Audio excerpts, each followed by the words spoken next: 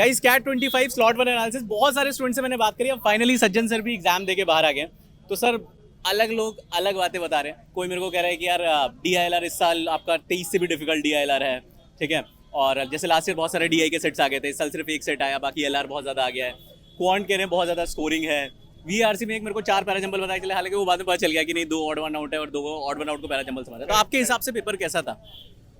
Overall paper 2024 से अच्छा था, अच्छा एज इन डिफिकल्ट था। Okay yes, in terms of quant उन्होंने लगभग सारे टॉपिक्स से क्वेश्चन पूछे अरिथमेटिक में। Percentages, profit and loss, SICI ratio के 2 क्वेश्चन थे, मिक्सचर एलिगेशन के क्वेश्चन थे। उसके बाद टाइम एंड वर्क का था, टाइम स्पीड डिस्टेंस का था। टाइम स्पीड डिस्टेंस का क्वेश्चन थोड़ा सा लेंदी था। ओके अगर हम बात करें अलजेब्रा की, तो अलजेब्रा में उन्होंने मॉड्यूलस के क्वेश्चन नहीं पूछे, सीक्वेंस सीरीज के नहीं पूछे, और उन्होंने नहीं पूछे फंक्शंस के क्वेश्चन। अच्छा मॉड्यूलस के थे, लॉगरिदम के थे, मॉड्यूलर लीनियर इक्वेशन का था, क्वाड्रेटिक का था। इजी क्वेश्चन थे, ये सारे इजी क्वेश्चन थे, थोड़े से ट्रिकी थे बट इजी क्वेश्चन थे। ज्योमेट्री में उन्होंने एक रोम्बस से क्वेश्चन पूछा, जिन्होंने भी सॉल्व किया है वो बहुत ही बेसिक क्वेश्चन था रोम्बस का, इजीली सॉल्व किया जा सकता है। मेरे को बोला प्रोबेबिलिटी का क्वेश्चन है इस बार। प्रोबेबिलिटी का no, I don't remember that. Probability का नहीं था, PNC का था। PNC का था। प्रोबेबिलिटी का नहीं था। ठीक है। उसके बाद प्रोबेबिलिटी का नहीं था। ठीक है ठीक है। नहीं था, नहीं था। प्रोबेबिलिटी का नहीं था। PNC का था, 5 sandwiches, 4 different type of breads, size small large, 6 different type of sauces. तो उसके बाद तो ओवरऑल जो क्वांट का लेवल था वो डेफिनेटली काफ़ी अच्छा था लास्ट ईयर के रिस्पेक्टिव। सीटर्स बहुत ही कम थे, मतलब जो आप ओरली सॉल्व करो या देख के सॉल्व कर दो, ऐसे क्वेश्चंस बहुत ही कम थे। पेन उठाना पड़ रहा है, मतलब पेन उठाना पड़ रहा है, आप नहीं कर सकते ऐसा। पैरेललोग्राम से एक क्वेश्चन था, एक क्वेश्चन सर्कल से था। ये दोनों ही थोड़े ट्रिकी क्वेश्चन थे। पैरेललोग्राम वाला जो था वो कोऑर्डिनेट ज्योमेट्री मिक्स था, तो थोड़ा ट्रिकी क्वेश्चन था। बट सारे ही क्वेश्चंस लगभग ऐसे थे कि if you try to give it some time तो सॉल्व हो जाएंगे, है ना। तो अपना स्ट्रॉन्ग पॉइंट देखते हुए जो भी लग रहा है कि हाँ ये टॉपिक से मैं कर सकता हूँ, अगर उस क्वेश्चन पे थोड़ा सा टाइम दिया, क्योंकि हर क्वेश्चन ऐसा था जहाँ पे लग रहा था कि थोड़ा सा ट्रिकी है, शायद मैं छोड़ के आगे बढ़ जाऊँ, ऐसे थॉट्स मेरे भी आए, बट थोड़ा सा टाइम देने पे वो सॉल्व हो रहा था। हाँ, इक्का दुक्का क्वेश्चन थे जो थोड़े लेंदी थे, डिफिकल्ट थे, but overall I will say कि क्वांट का जो लेवल था वो मॉडरेट था। लास्ट ईयर से डेफिनेटली अच्छा था।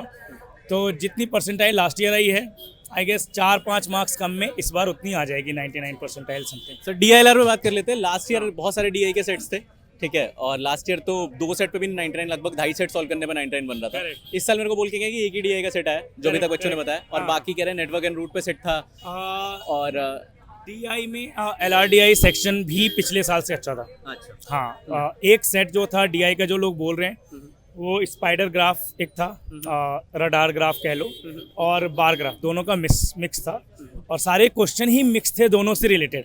हर क्वेश्चन में आपको दोनों सॉल्व करना पड़ रहा था, बट क्वेश्चन ईजी थे, मतलब सेट ओवरऑल ईजी था, थोड़ा सा लेंदी था, कैलकुलेटिव था, बट ईजी था, डोएबल था। वो आई गेस मैक्सिमम लोगों ने किया ही होगा, जो नहीं किए हैं वो बाद में शायद रोएंगे। उसके बाद एक सेट था जो नंबर डिस्ट्रीब्यूशन पे था, टेबल बनानी थी। Then there was another set जिसपे कह सकते हैं कि ओवरऑल बाकी DI के सेट तो नहीं दिखे मुझे, LR ही थे मोस्टली, बट हाँ ओवरऑल लेवल लास्ट ईयर से अच्छा था। सारे 5 सेट्स अच्छे थे एक्सेप्ट DI, वो इजी था, बाकी सारे मॉडरेट टू डिफिकल्ट। तो इस साल आपको लगता है कि अगर कोई 2 सेट पूरे ठीक करेक्ट कर दे तो 99 बन सकता है उसका? 2 सेट अगर पूरे ठीक करे तो आई गेस बहुत क्लोज होगा 99 के। अगर आप 2 सेट 4-4, चूंकि DI वाला जो इजी क्वेश्चन था वो 4 क्वेश्चन का ही था, और एक डिस्ट्रीब्यूशन का जो क्वेश्चन था वो जो रिलेटिवली बाकी तीनों सेट से इजी था LR में, वो भी 4 क्वेश्चन का ही था। हाँ, तो नहीं हो सकता है, तो थोड़ा सा मुश्किल है। तो 24 हो गया, यानी कि क्लोज टू 30 मार्क्स पे 99 बनना चाहिए। 10 क्वेश्चंस कह रहे हो, हाँ, मतलब हाँ, हाँ इजीली है ना, 10 30 पे बनना क्वेश्चंस। चाहिए। हाँ, मेरे को 10 एक चीज और बताई कि यार टीटा के क्वेश्चन इस बार DILR में बहुत ज्यादा थे, मतलब ऑप्शंस वाले कम थे, ऐसा कुछ हाँ, था क्या? टीटा के क्वेश्चंस अच्छे खासे थे आई गेस। एग्जैक्ट मुझे नंबर्स तो याद नहीं है, बट एक पूरा का पूरा सेट में 4 क्वेश्चन के सेट में 3 क्वेश्चन टीटा थे। अनदर सेट वाज देयर जहाँ पे ABCD कुछ ट्रेन्स वगैरह थे और टिकट्स वगैरह का था, उसमें भी टीटा ही थे सारे।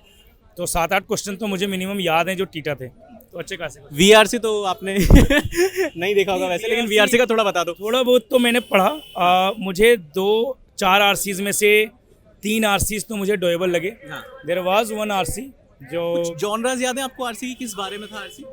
एक था म्यूजिक से रिलेटेड, म्यूजिक कंपोजर वगैरह। उसके बाद फिर एक सेट था जिसमें कि आप कह लो कि जो इन्फ्लेशन रेट है और जो डिस्ट्रीब्यूशन है, मनी वेल्थ डिस्ट्रीब्यूशन है, उससे रिलेटेड था। आई डोंट नो कौन सा जॉनरा है वो।